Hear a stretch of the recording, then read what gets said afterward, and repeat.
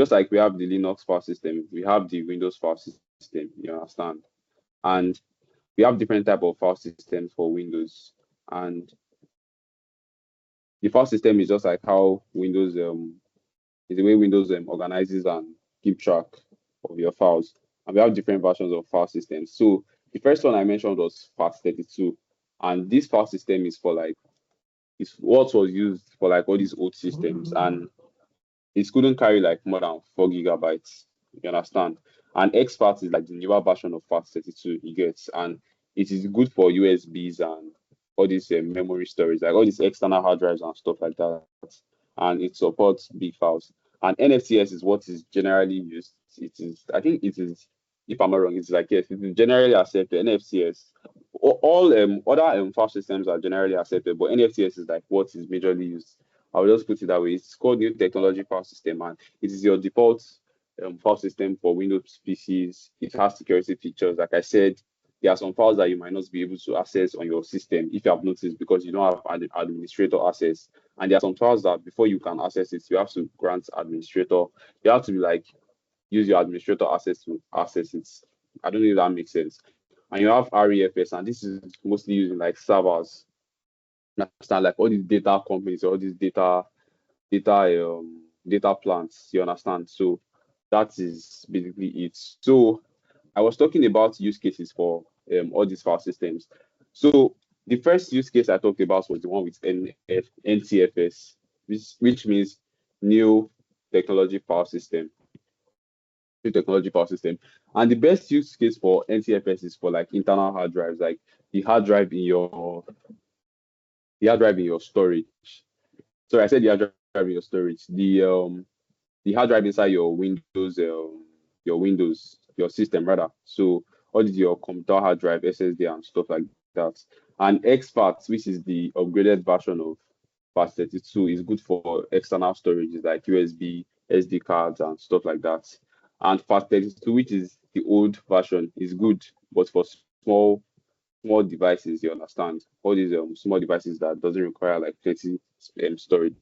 And REFS is good for like all these servers and enterprise use. So that is just a little brief on Windows the Windows file system basically.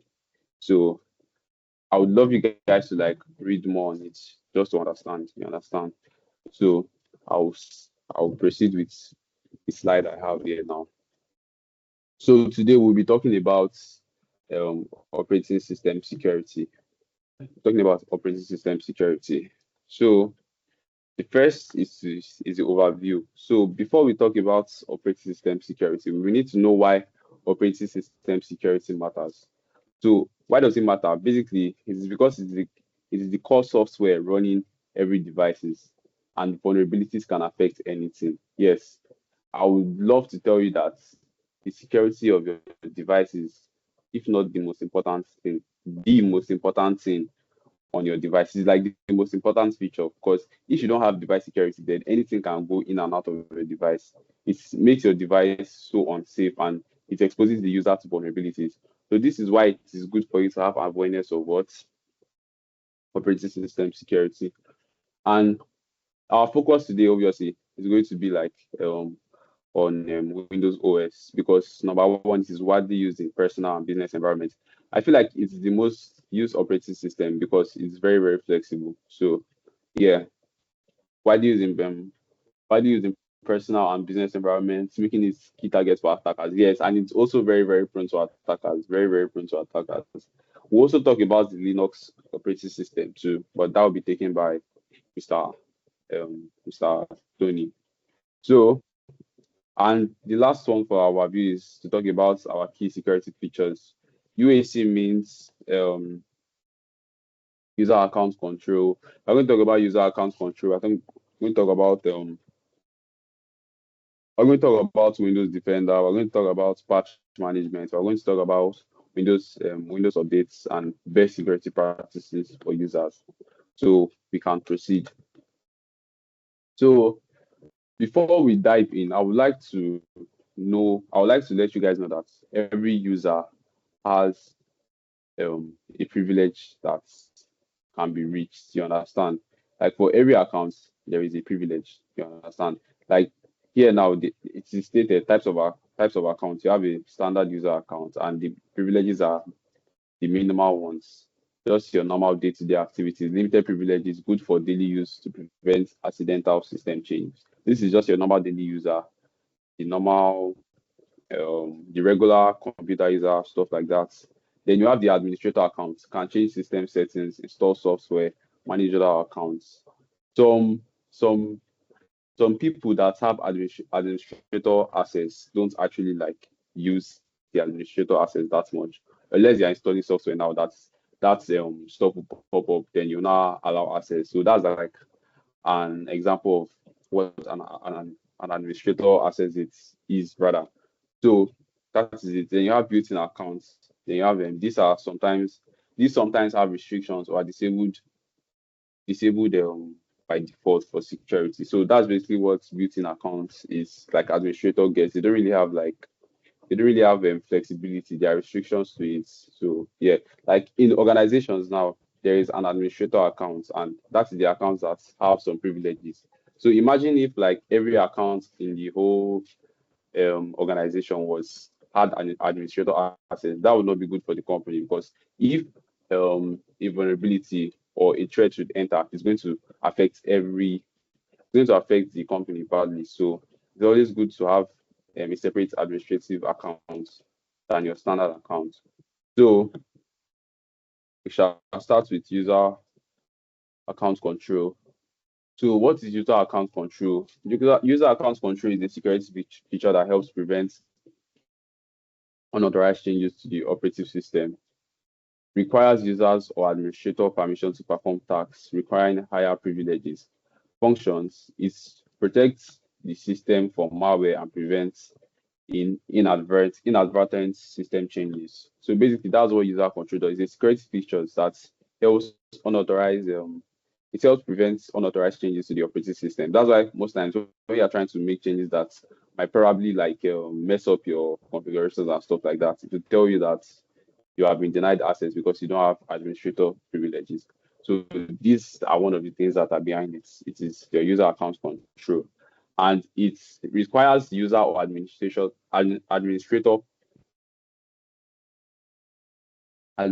permission to perform tasks requiring higher privileges. So, like I said, there are some tasks that you might not be able to perform as a standard user. That's why if you are installing software, they'll ask you apply changes, blah blah blah blah blah. You have to like click on yes as an administrator so that this software will apply changes to your system. So that's an example rather. And the function protect the system from malware and prevents inadvertent system changes. So I think that's self-explanatory. Basically, what it is trying to prevent is malware. That's why sometimes there are some software that you want to install, or you have to switch off your antivirus and stuff like that, especially when you want to install this your crack software for Firewall and stuff like that. You have to switch off your firewall because obviously it won't let you install that software because it's not a verified software. So these are the things that actually protect your system. So yes, let us proceed. So how it works basically, elevation of privileges. UAC prompts users to confirm anxious admin rights. Like I said, software installations, changes to system settings. There are some things that you cannot just do as a standard user. You really need to have administrative rights. You get. I know as a personal computer user, you might not really have issues with not doing so much because it is only you. Sorry. Sorry. Okay. Sorry. All right. So, like I said, I know like as a personal computer user, might not really have issues like with doing much with trying to install software stuff like that. You just click on allow. But for people that actually like work in organizations, like and they are not given this administrative access before they can even install a simple software, the administrator has to approve it before it works. The administrator has to give access to the account before it works. So another way UAC works is separation of roles.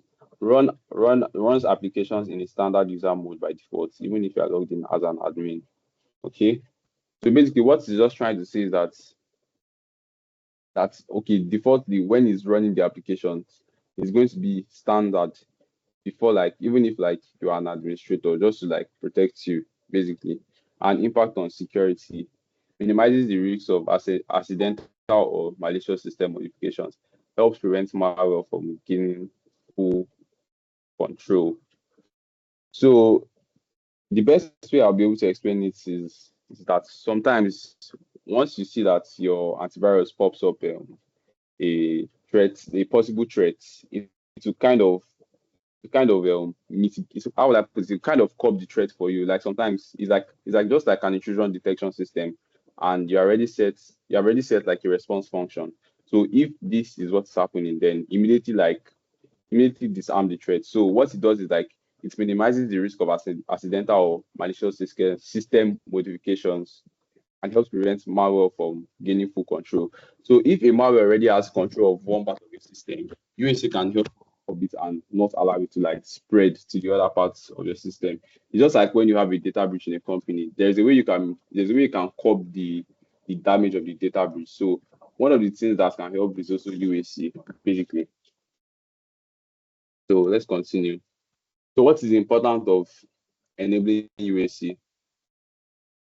One of the importance of enabling UAC is preventing unauthorized access. This protects against malware installing without user consent. So we have talked about this a lot.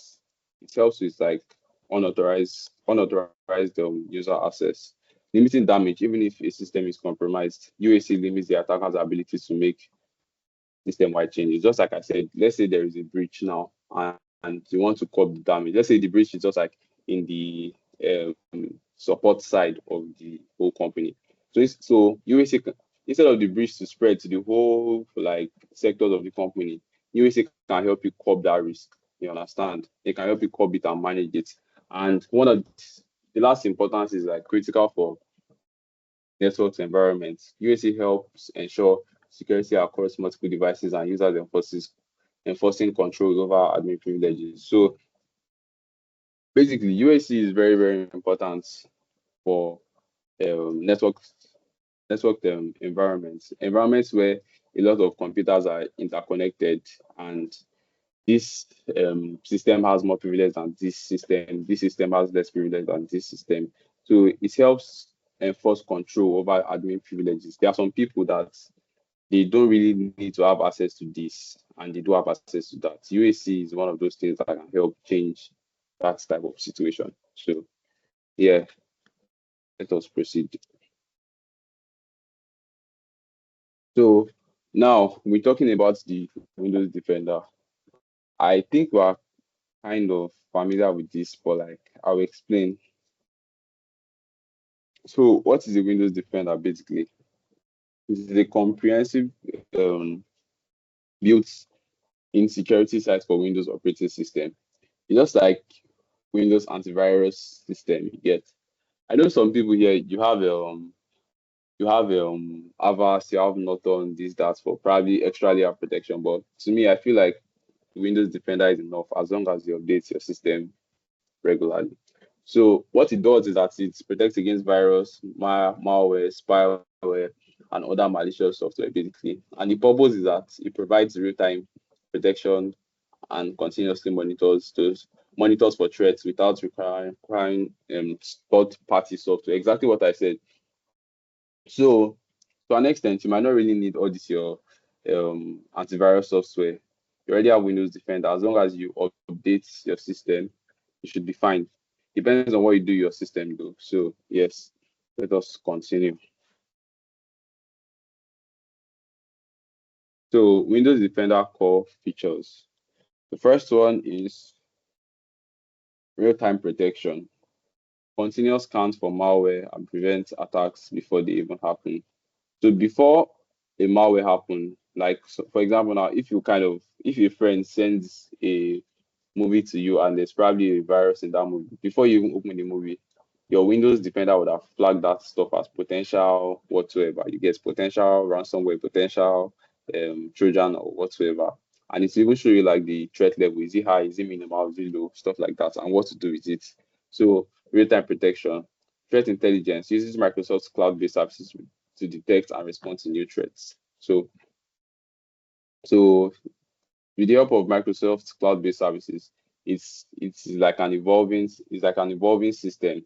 So it responds to new threats. So firewall and network protection manages network access and prevents unauthorized access to the system. So this is just like um this is just like a traffic highway. So you can sorry your Windows Defender can be set to allow some certain amount of things to come into your system, and also the things that leaves your system too. So it manages your network traffic and prevents unauthorized access to your system. You understand? So as you all know, like HTTP is not like a secure this thing. It's not like a secure protocol. HTTPS is the secure one. So you can even block any HTTP sites from like you can block any HTTP site from having access to your system, and would do like a short practical on that after the um after the class. So it's also works on device health monitoring, monitors systems performance and warns about security issues. So, for example, if you have hidden malware, because a lot of us we have hidden malware in our computer, and Windows can help you to detect this Windows Defender can able to like detect this malware and stuff like that, and also like tell you the current the current health state of your system. Smart Screen Filter helps protect against malicious websites, downloads, warning users about potentially harmful content. So that's why sometimes you won't be able to like download things on your Chrome because your Windows Defender won't let you because it has flagged that stuff as malicious based off of the observations that it has made on it. So that is what it means by Smart Screen Filter. So Windows Defender key advantages. One of the key advantages of Windows Defender is that it is integrated with Windows OS. Seamless integration with Windows means it is less resource intensive and always up to date. Yes, it is integrated. You don't have to pay for Windows Defender. It comes with your software, with your operating system, and it is always up to date. Always up to date, except you decide not to update your system. But I always advise to like update your system constantly, even if you can't update it every week, at least once in like 2 or 3 weeks. Try to update your system, and it is cost effective, free for Windows users. No need for third party antivirus unless additional layers of protection are required. Just like I said, it is free, and most of us you have so many antivirus. This thing we have. I think there's this one people used to use before. It's called Smart App or whatsoever. We have so many antivirus antivirus programs that we don't actually need because we already have Windows Defender. Windows Defender is enough for you to an extent. Depends on what you are doing, like I said. But I feel like for the average user, Windows Defender is like perfect for you, Sha. So we have automatic updates. Automatically updates virus definitions through. Huh? Okay, automatically updates various definitions through Windows updates, ensuring protection against new threats. This is why you're always having updates every time because, as you all know, attackers are finding new ways to like penetrate and break the system. So that is why every small thing you see your Windows update available, update your system, this that. It is because they are trying to make sure that your system is up to date to counter the ever evolving security space. Security never stops evolving.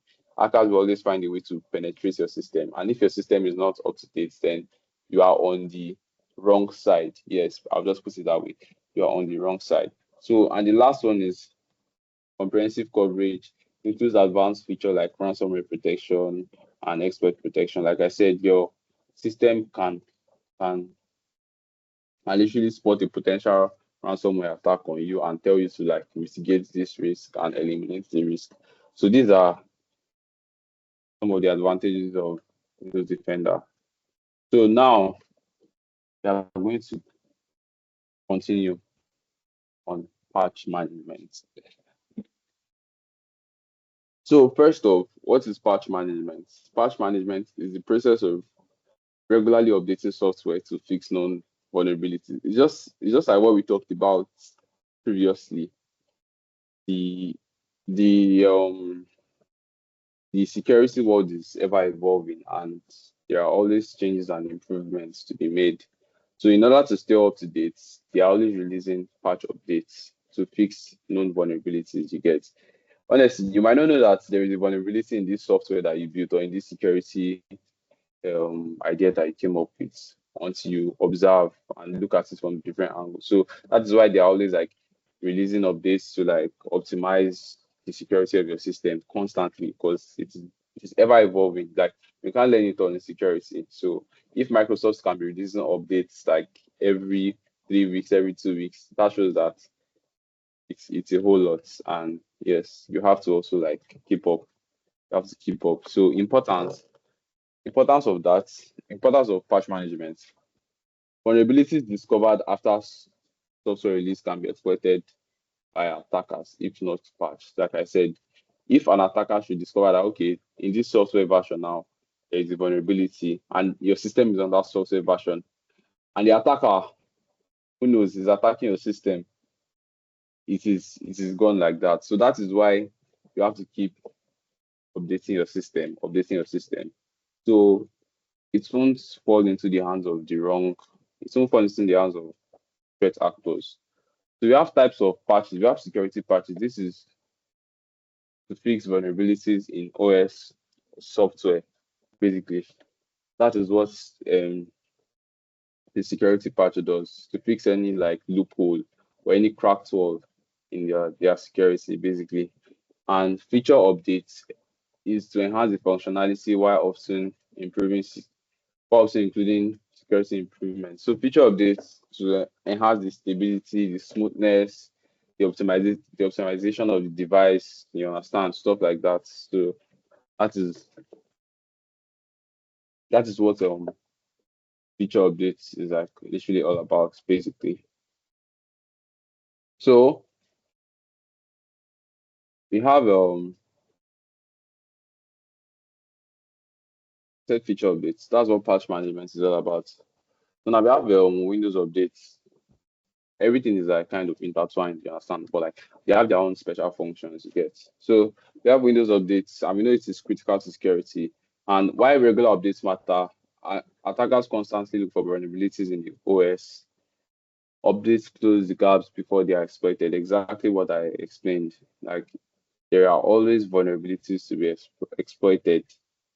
So it is best for us to like stay up to date, you understand, in everything that we're doing, whether security or non security wise. So yeah, types of updates. You have cumulative updates, includes all previous updates and fixes. Yes, we have that. We have feature updates, introduce new capabilities and security enhancements. And we have security only updates, addresses critical security vulnerabilities without changing changing OS features, basically. So yeah, Windows updates, managing the process. So we have two types of ways Windows can update your system for you. You have the automatic and you have the manual updates. So Windows automatically installs important patches, ensuring up-to-date protection. That is for the manual updates. That's why some people, you don't even need to stress yourself going to your Windows to like update your system, because it's automatic. You understand? It's just updates it for you. And you have manual updates. Administrators can choose when to install patches, giving them more control, but also requiring constant vigilance. Like me now, I use manual updates. I think I update like maybe every 3 to 4 weeks, or sometimes every 1 week. Depends. So yes, and you have best practices. So one of it is enable automatic updates for critical patches, but test major updates on non-production machines to avoid potential disruptions. I'll read that again. Enable automatic updates for critical patches, but test major updates on non-production machines to avoid potential disruption. So if you know that the best practice is that if you know that there are critical patches needed basically for your system, please update it. But test major updates on non-production machines to avoid potential disruptions. There are some updates that can come with bugs, that can come with lag. That's why if you notice all these phones, before they actually like give you the real updates, they are always like beta updates. But because the beta updates comes with like all these bugginess and stuff like that. So it's just like testing the software before the actual software gets released. You understand? So that's just what it's telling you.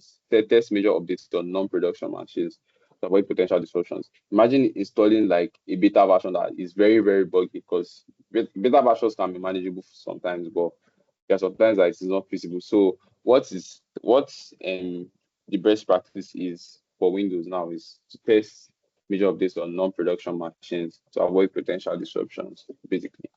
So that is and you have you have Windows OS, sorry, you have Windows OS security best practices. So the first best practice of Windows OS security, as security experts, one of the best practices you can implement is ensuring that you receive the latest security patches without manual intervention. Yes, that's automatic updates. So very, very important. Strong passwords. Enforce complex, unique passwords across all user accounts to minimize the risk of brute force attacks. I know some of us here for our Facebook, Instagram, WhatsApp, everything is just one password. That is very, very, very, very, very bad. If if they should get access to one, basically they have access to everything. So try to enforce complex passwords with more signs like dollar signs, exclamation marks, hashtags, you understand? And please try to make sure that you have different passwords for different platforms, please. As feasible as it is to you, try to do that. Disable unnecessary services, turn off services that are not being used, basically. Remote desktop if not needed, yes, and reduce service attacks. There are some things that are still connected to your accounts that you don't need to be connected to your accounts. Please disable it. You understand? Because you don't know when that thing will be used against you. So these are one of the issues. Make sure that there's no dormant connection line. Disable it, disconnect any third party service that is not needed, basically. So this is part two. Review user accounts. Regularly audit user accounts and ensure that only authorized users have access to sensitive areas of the OS. Basically, we need to always check our accounts. Just like how we go to the hospital for like checkup probably monthly or every 3 months. You can regularly check up on your system, check the security state of your system, security health of your system, things like that. And make sure that nobody that doesn't need to have access is having access, you understand? So that is how that works. And you have regular backups. Make sure that your data is backed up somewhere to prevent data loss in case of a ransomware event. Because as a security specialist, anything can happen. So you have to be prepared for the worst. Although we don't want the worst, but you still have to be prepared for the worst. That's why they literally train their employers for events like security breaches, so they will know how to handle security breaches. Although no company hopes for a security breach, but what if it happens? How are we going to like handle this? So that is why it's good to be always ready by having regular backups for data. So the third one is multi-factor authentication. This is like adding an extra layer of security beyond password, adding an extra layer of security or security.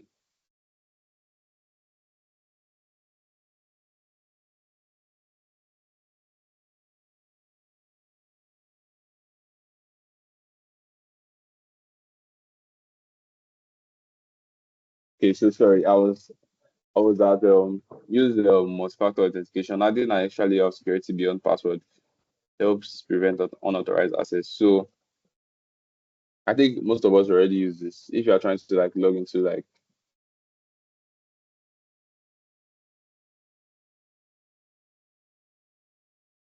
So I think most of us already use this. Like if you are trying to like get log into something, after I put your password, then they will ask for like a code or something like that, just to make sure like it's you. So that is actually like a very, very good security practice. So yeah, conclusion is just like a summary of everything I've said. Patch management is key to preventing known vulnerabilities from being exploited. Security best practices, regular updates, backup, and strong authentication, right, robust defenses among modern threats. So that is basically it for OS, Windows OS security, basically. So before we go into our little practical, just a little practical. Does anyone have any question concerning this?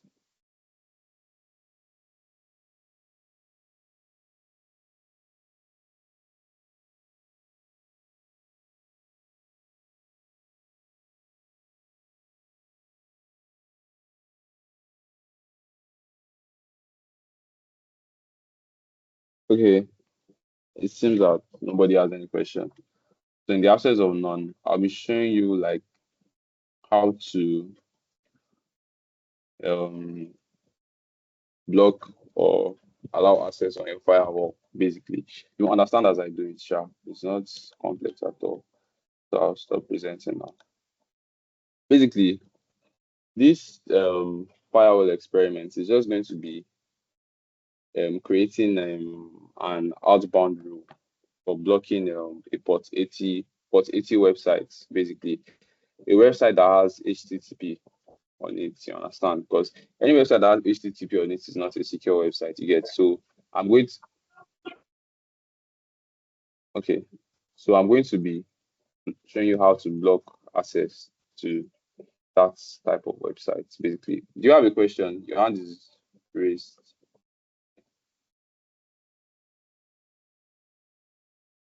Pete, okay. I guess that was a mistake. So the first thing we're going to do to access our Windows firewall is to obviously type it in. So we're just going to say Windows,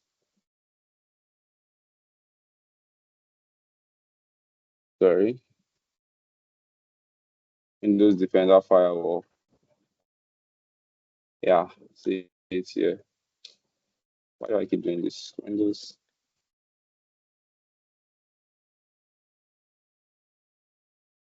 yeah, Windows Defender Firewall. So I'm going to click on it.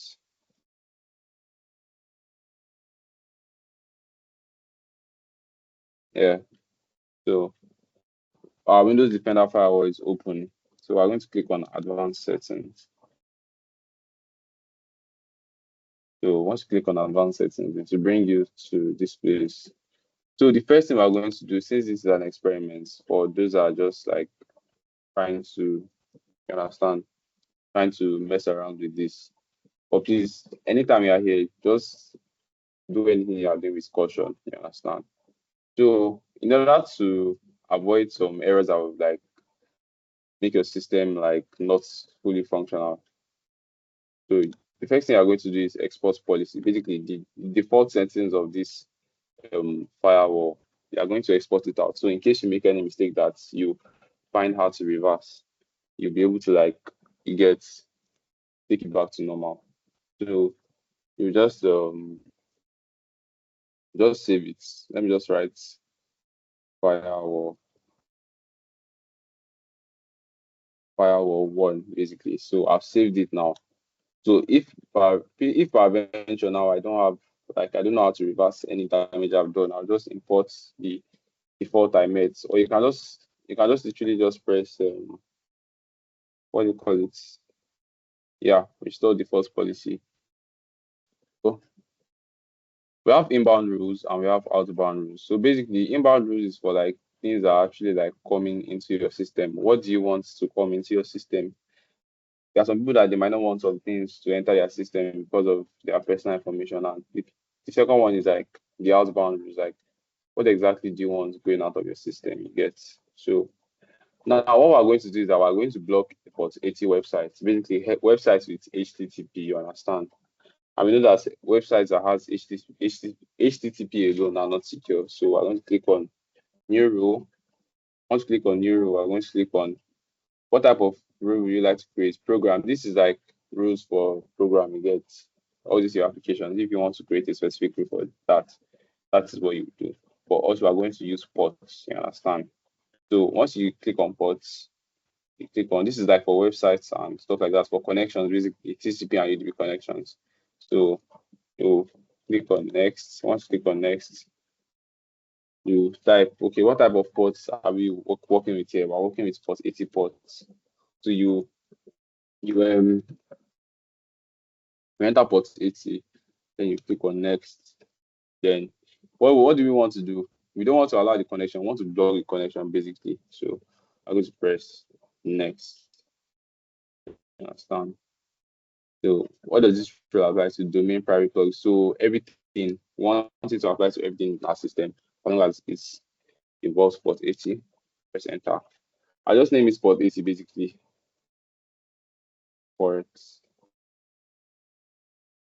80. Then sorry, hold on please.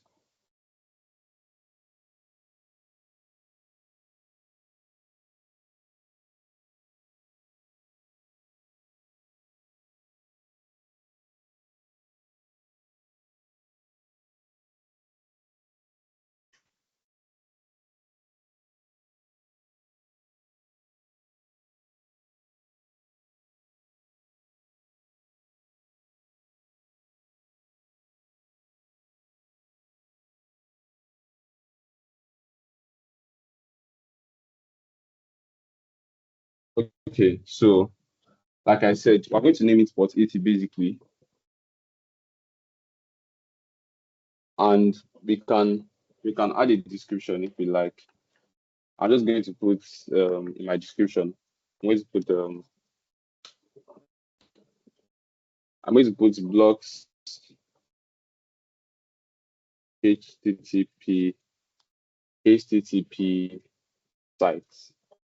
Yes, I'm going to put blocks HTTP sites, and I'm going to put finish. As you can see, our port 80 firewall is live basically. So I want us to first disable the rule, and I want us to try with a port 80 site first. So we're going to have these sites already. Let me just use Windows V. This site is okay. This site will give us port 80 sites. Okay, this is a port 80 site rather. Yes, and it is like HTTP, not HTTPS. You understand? So our how will I even put? Okay, our this thing, our firewall rule is blocked basically. So now let's activate it and see what will happen. Enable rule. So yes. So once we enable rule and refresh the site, you see that it's not going to allow us to enter again. Just for more confirmation, let me leave the site. What is this? Okay, let me leave the site. I'll paste it here again. That same link will enter. So it's not allowed. I said the what? Internet access is blocked. Firewall or antivirus software may block this connection, the connection. So now let me now disable the rule again. And you see that it will reload now. Exactly. So these are ways in which you can configure your system to like accept what you want it to accept and reject what you want it to reject. Now this is like an outbound rule. What's going out, you understand? So yeah, that is just like what I wanted to show you guys, Sha. So now let me activate the rule again. See, I'll reload the system and it will work. Exactly. So now let me now like activate the rule again. I'll just press sorry, I'll press enable rule. So I've enabled the rule now. Now if I refresh the system, see it's not working. So that is basically it. So once you are done experimenting, you can just basically just delete it and press yes. That's just all. And you exit. So but don't forget this thing I did though. I exported the policies I made here just in case I made any mistake that will be detrimental to my system. Yeah, so this is a very, very sensitive part of the system. So you have to be very, very careful. Because if you mess up anything that is here, system might not run. Your system might have connection issues and stuff like that. So yeah, that basically. So uh, I think that concludes everything I want to do today.